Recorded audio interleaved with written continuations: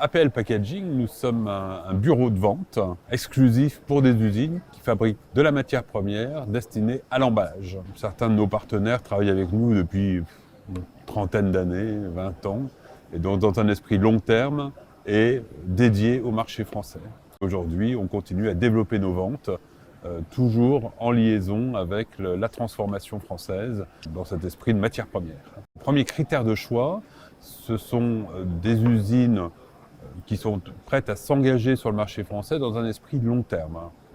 Le deuxième critère, il faut qu'il n'y ait pas de concurrence avec des produits que nous avons déjà. APL Packaging n'est pas un distributeur, on est vraiment un agent d'usine, un bureau de vente. Et donc, pour être crédible vis-à-vis de nos clients et de nos partenaires comme étant, il ne faut pas qu'il y ait de concurrence entre les différents produits. On a la chance, alors sans être trop prétentieux, d'avoir des usines qui frappent à notre porte, puisqu'on est reconnu sur le marché comme étant le spécialiste de l'emballage.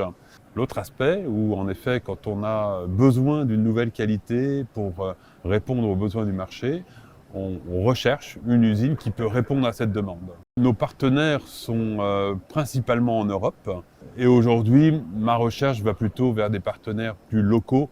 On pourrait aller en chercher des plus lointains, mais souvent, ces partenaires-là ne sont pas prêts à s'engager sur le marché français en particulier dans un esprit long terme. On s'ingénie à avoir ces contacts réguliers avec des groupes tels que Nestlé, Danone, Unilever, L'Oréal, etc. pour comprendre les évolutions. Et on l'a bien vu avec le passage du plastique au carton, de la réduction du poids des emballages, un certain nombre de facteurs qui nous poussent à aller chercher cette information. Donc c'est ce qu'on appelle cette veille un peu technologique ou commerciale et qui permet d'informer nos usines, puisqu'on se doit de les informer pour que nos usines, au travers de leur qualité, puissent aussi évoluer vers ces demandes. On a un exemple dans le carton où on a remplacé des cartons lourds par des cartons beaucoup plus légers.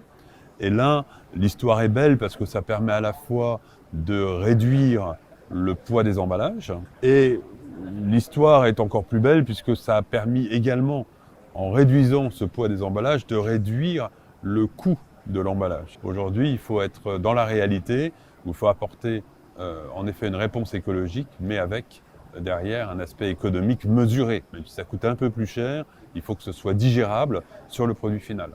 On a un marché dans l'emballage qui évolue en permanence. On vient d'ailleurs cette année de démarrer avec de nouveaux partenaires, notamment un partenaire hollandais qui s'appelle IPP et qui a développé une gamme de produits à partir de carton et papier technique qui remplace la traditionnelle barquette, soit tout plastique ou alors carton plus film, qui aujourd'hui ne correspond plus aux attentes du marché.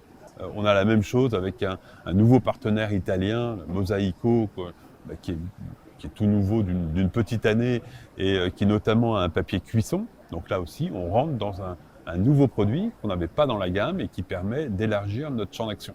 La préoccupation mondiale de demain, c'est d'arriver à nourrir la planète.